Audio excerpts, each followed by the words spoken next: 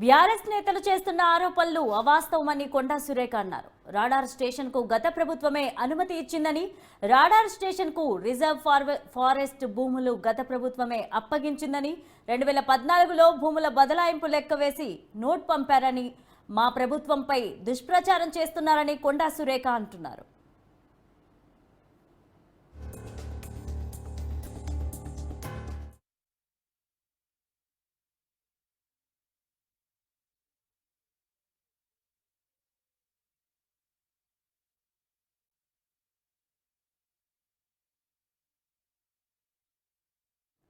BRS నేతలు చేస్తున్న ఆరోపణలు అవాస్తవమని కొండా సురేఖ అన్నారు. రాడార్ స్టేషన్ కు గత ప్రభుత్వమే అనుమతి ఇచ్చింది.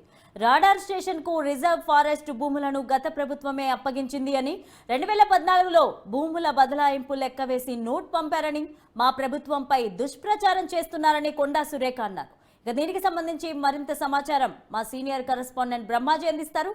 బ్రహ్మాజీ చెప్పండి.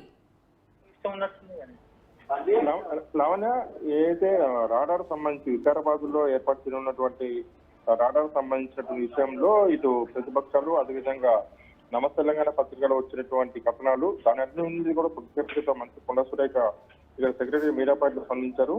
అయితే మొదట అసలు ఈ రాడార్ సంబంధించినటువంటి ఏర్పాట్లన్నీ కూడా గత ప్రభుత్వ బీఆర్ఎస్ ప్రభుత్వ హయాంలోనే పుట్టుపూర్వోత్తరాలు జరిగాయి. కేంద్రం నుంచి అన్ని అనుమతులు కూడా బీఆర్ఎస్ ప్రభుత్వంలోనే వచ్చాయి.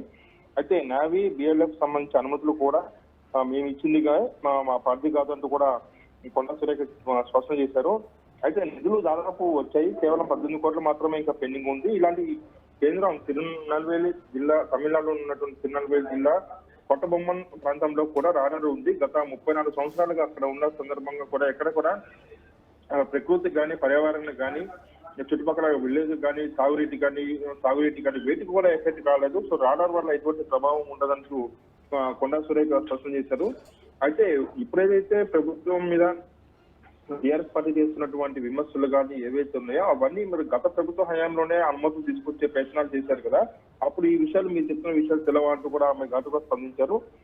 అయితే రాడార్ దేశ సెంటర్ అనేది దేశ రాష్ట్రంలో భాగంగా ఇక్కడ ఏర్పాటు చేస్తున్నారు. అందుకు తెలంగాణ రాష్ట్రం గర్వంతో ఉండాల్సిన పరిస్థితుల్ని ఉంటుంది. కానీ బీఆర్ఎస్ పార్టీ మాత్రం గతంలో తమ హయాంలో జరిగినటువంటి వాటిని ఇప్పుడు విమర్శలు చేస్తూ తమ పైన విమర్శలు గుర్తిస్తున్నారంటూ కూడా స్పష్టం చేశారు. అయితే 2017లో ధరల పెంపు, స్థల మార్పులు జరిగాయి కాబట్టి 102 కోట్ల నిధులు సైతం విడుదలయ్యాయంటూ ఆమె దానికి సంబంధించినటువంటి వివరాలన్నింటినీ కూడా మీడియాకు వెల్లడించారు.